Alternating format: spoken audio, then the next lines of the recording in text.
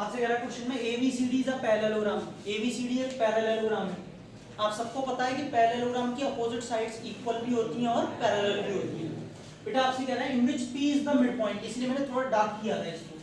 ये P आपको जो दे रखा है वो मिड पॉइंट दे रखा है किसका? DC का। आपसे कह रहा है Q is a point on AC, और यहाँ पे Q जो है वो सिर्फ पॉइंट है AC पर, सिर्फ पॉइंट है, सच दैट इस तरीके से कि CQ is equal to 1/4 of AC। सही है? जो CQ है ये पूरी AC का 1/4 पार्ट है, तो प्रूव करिए कि R भी मिड पॉइंट होगा BC का। इतनी बात समझ में आ गई? कंस्ट्रक्शन कर लेंगे। हमें पैरेललोग्राम ये पहले से दिया हुआ है और आप सभी बच्चे जानते हैं कि पैरेललोग्राम के डायगोनल्स क्या करते हैं? एक दूसरे को बाइसेक्ट करते हैं। ठीक है? तो मैं ये बोल सकता हूं कि ये वाली साइड इस पूरी OC के इक्वल है। इतना चलेगा?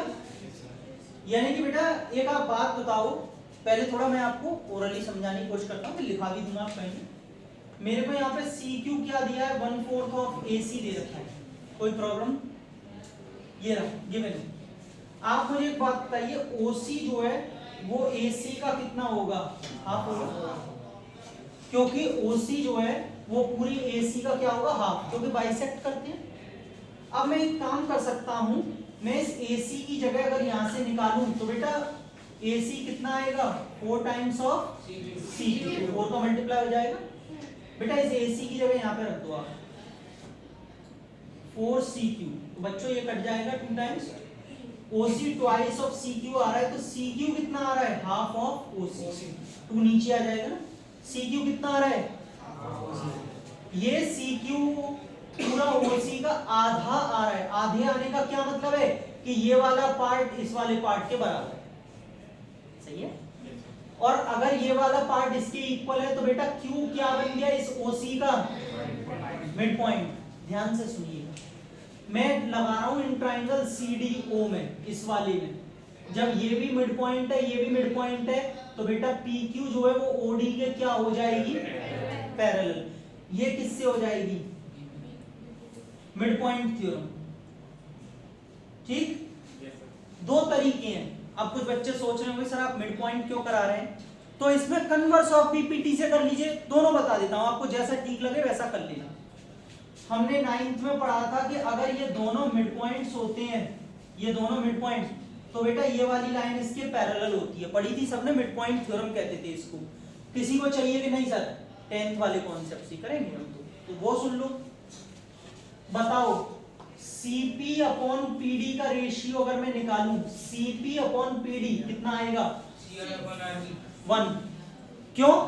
क्योंकि CP PD के इक्वल है, तो बेटा आगे जाके मैं PD को किस में कन्वर्ट कर दूंगा? CP में। किसी ने बोला कैसे इक्वल है? अरे P मिड पॉइंट है ना, तो ये दोनों बराबर होंगी ना, तो बेटा कट के क्या आ गया? 1। अब इधर से इनका रेशियो निकालो, CQ upon OQ, CQ upon OQ कितना आएगा? CQ upon CQ। ये दोनों अभी भी मैंने बराबर प्रूफ किए हैं ना, कट के क्या आएगा? तो बेटा जब CP अपॉन PD और CQ अपॉन OQ बराबर है, तो एक ट्राइंगल में अगर साइड्स के रेशियो बराबर है तो ये लाइन इसके पैरेलल होगी by converse of Thales theorem. सही है? ये 10th का मेथड है, आपको जैसे अच्छा लगे। अगर एक लाइन में लिखना है तो BPT, MPT mid point theorem, और अगर 2-3 लाइनों में बढ़ाना है थोड़ा तो CBPT कर लोगे। अब बताओ, आप कहोगे तो मैं लिखा भी दूंगा, पहले पूरा समझो। लिखा दूंगा, पहले पूरा समझो। अगर Q मिड पॉइंट हो चुका है, अब ये भी किया है, ये रहा, और ये वाली लाइन PQ OD के पैरेलल हो चुकी है, तो क्या बच्चों मैं ये बोल सकता हूं पूरी PR लाइन इसके पूरी पैरेलल होगी, है ना? अब सुनना, अगर ये मिड पॉइंट है और ये वाली लाइन QR OB के पैरेलल है, किसी को कंफ्यूजन कि OB QR के क्यों पैरेलल है? कंफ्यूजन नहीं। QR OB के पैरेलल है और ये मिड पॉइंट है, तो बेटा R is also the mid point of BC by converse of mid point theorem. अगर कन्वर्स ऑफ मिड पॉइंट करनी है तो ये लो 9th क्लास में पढ़ा था, अगर एक मिड पॉइंट और यहां से लाइन जो जा रही है इसके पैरेलल है, तो ये वाला भी मिड पॉइंट होगा। कौन सा? E। ये भी मिड पॉइंट होगा। पता है इसके लिए क्या लिखते थे? सिर्फ कन्वर्स ऑफ मिड पॉइंट। ये 9th का कॉन्सेप्ट। किसी को नहीं, मैं तो 10th वाले से ही करूंगा। 10th वाले से देख लो, यहां से रेशियो निकालो भैया, सॉरी रेशियो बाद में। ये लाइन इसके पैरेलल है, क्या लगेगी इसमें? थेल्स थ्योरम, कन्वर्स क्यों लगेगी? पैरेलल गिवन है, करना थोड़ी है। ये इसके पैरेलल है, पैरेलल है तो रेशियोज क्या होंगे? किससे? थेल्स थ्योरम बेटा। लेकिन एडी बीडी के बराबर है, ये नहीं, ये वाली साइड इसके बराबर है। तो जब मैंने नाम चेंज कर दिया, कंफ्यूज मत होना, ये इसके बराबर है तो यहाँ पे मैं ऐसे ही क्या करूंगा, डीबी को एडी में कन्वर्ट कर दूंगा, एई अपॉन ईसी। बच्चों ये कट जाएगा, एई और ईसी क्या आ जाएंगे एक दूसरे के इक्वल। ऐसे यहाँ से सी आर और आर बी क्या आ जाएंगे इक्वल, और अगर ये दोनों इक्वल आ जाएंगे तो आर क्या हो जाएगा? Mid point. इतनी लंबी चौड़ी कथा समझाई थी सिर्फ, अब लिखाता हूँ वो भी समझना, लिखने के साथ साथ डेफिनेटली आपको समझ में आएगा। अच्छा एक काम करता हूँ, मैं दोनों आपको थेल्स उससे 10th वाले टॉपिक से करा देता हूँ, क्योंकि किसी के मन में डाउट ना हो सर मेरे नंबर तो नहीं कट जाएंगे। 9th वाले से करूंगा तो ऐसा होना नहीं चाहिए वैसे, लेकिन फिर भी मैं आपको दोनों सीबीपीटी और बीपीटी से करा देता हूँ। चलिए लिखना स्टार्ट करेंगे। लेकिन समझाने से और टारगेट सेट करने से फायदा होता है, हमको रटना नहीं पड़ता। अब आपको समझ में आ गया ना हमने कैसे टारगेट सेट किया और कैसे हमने इसको सॉल्व किया। चलिए तो देखते हैं। गिवन में क्या है बच्चों? एबीसीडी एक पैरेललोग्राम है, पी मिड पॉइंट है। सबसे बड़ी चीज तो यही है कि पी मिड पॉइंट है। पी मिड पॉइंट किसका है? सीडी का। और बेटा एक चीज ये वाली गिवन है जो कि इंपॉर्टेंट है, CQ 1/4 ऑफ AC है। बच्चों गिवन के बाद क्या लिखते हैं? टू प्रूव हमको क्या लिखना है? R is the mid point of BC। ये हमको शो करना है कि R मिड पॉइंट है BC का। समझने पर ज्यादा ध्यान दें, लिखने से भी आराम से पूरा टाइम मिलेगा, लिखने का चिंता ना करें, रब नहीं करूंगा। लेकिन समझें कंस्ट्रक्शन में क्या किया है? Join B to D। Proof देखें, एक एक करके चले। R को मिड पॉइंट करना था, इसके लिए मैंने पहला टारगेट क्या सेट किया था? कैसे भी मुझे Q को मिड पॉइंट करना था, यही किया था। चलते हैं सर, ये चीज हमने गिवन से करी थी, कैसे? देखिए CQ कितना है? 1/4 ऑफ, कहां से आया?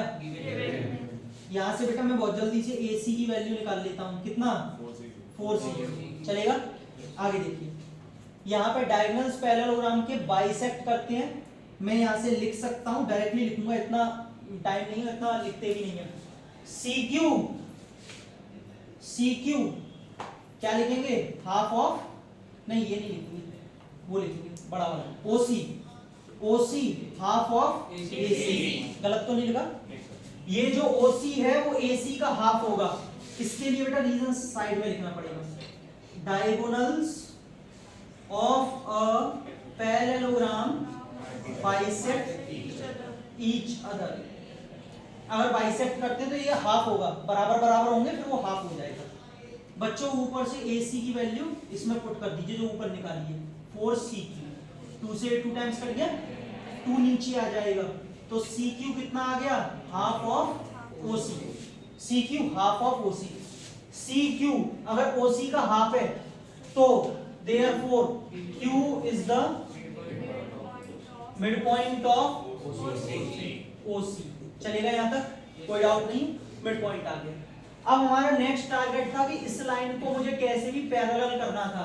ध्यान से देखें, इन ट्राइंगल CDO, बेटा CDO ट्राइंगल में ले रहा हूं, CP upon DP, CP upon DP का रेशियो निकाल रहा हूं। क्या बेटा मैं इसे CP अपॉन CP लिख सकता हूं? क्योंकि DP CP का बराबर है, क्योंकि P मिड पॉइंट है, CP से CP कट गया 1। एंड दूसरा रेशियो बच्चों CQ upon OQ, CQ upon OQ, CQ upon CQ। बोले कैसे? क्योंकि Q को अभी अभी हमने मिड पॉइंट प्रूफ किया है, और अगर ये मिड पॉइंट है तो दोनों बराबर है, कट गया CQ से CQ कितना। और बच्चों अगर रेशियोज इक्वल हैं, therefore CP upon DP is equal to CQ upon OQ। ये दोनों LHS बराबर हो गए ना दोनों। जब दोनों के RHS बराबर है 1 और 1 तो LHS भी इक्वल हो गए। और अगर रेशियो इक्वल है CP upon DP, CQ upon OQ, तो क्या हो गया? So PQ parallel to OD, PQ parallel to OD। Reason बताइए आगे। CBPT, converse of Thales theorem या converse of basic proportionality theorem. Clear है? यहां तक लिखो, जगह नहीं है लेकिन। अब आगे करते हैं, पहले लिखिए आप। देखिए अब इससे आगे चलते हैं। हमने यहाँ पे दो चीजें प्रूव कर ली हैं। पहली, Q मिड पॉइंट है OC का, दूसरी PQ पैरेलल है OD के। ठीक है, इसके आगे बढ़ते हैं।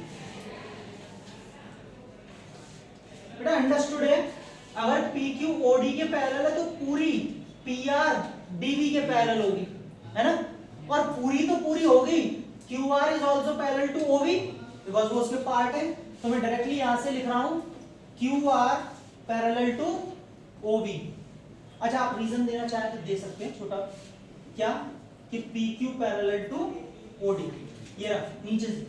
ठीक है, अब देखिए अगर मैं इस ट्राइंगल की बात करूं COB की, इस वाले की, देख पा रहे हैं? डार्क करूं COB, यस सर, देख रहे हैं? Yes sir. इसमें अगर मैं देखूं तो QR OB के पैरेलल है। अगर ऐसा है तो CQ upon OQ is equal to CR upon BR होगा कि नहीं? CQ upon OQ CR upon BR होगा। पैरेलल है क्योंकि, साइन और बना देता हूं, पैरेलल है किससे? BPT या थेल्स थ्योरम कैसे? लेकिन बेटा CQ और OQ बराबर है, बोले कहां है? ये रहा, Q मिड पॉइंट है, मिड पॉइंट है तो CQ OQ के इक्वल है। तो मैं एक काम कर रहा हूं, OQ को CQ में रिप्लेस कर रहा हूं, चलेगा? रीजन क्या देंगे? Q इज द गुड, क्योंकि Q मिड पॉइंट है इसलिए हमने किया, कैंसिल हो गया। 1 is equal to CR upon BR, तो CR इज इक्वल टू क्या आ गया? ये बेटा क्रॉस मल्टीप्लाई हो गया। CR और BR इक्वल का मतलब क्या आ गया? Hence proof, लिख लीजिए R is the midpoint of BC, और यही हमको प्रूव करना है। ठीक, ये hence proof।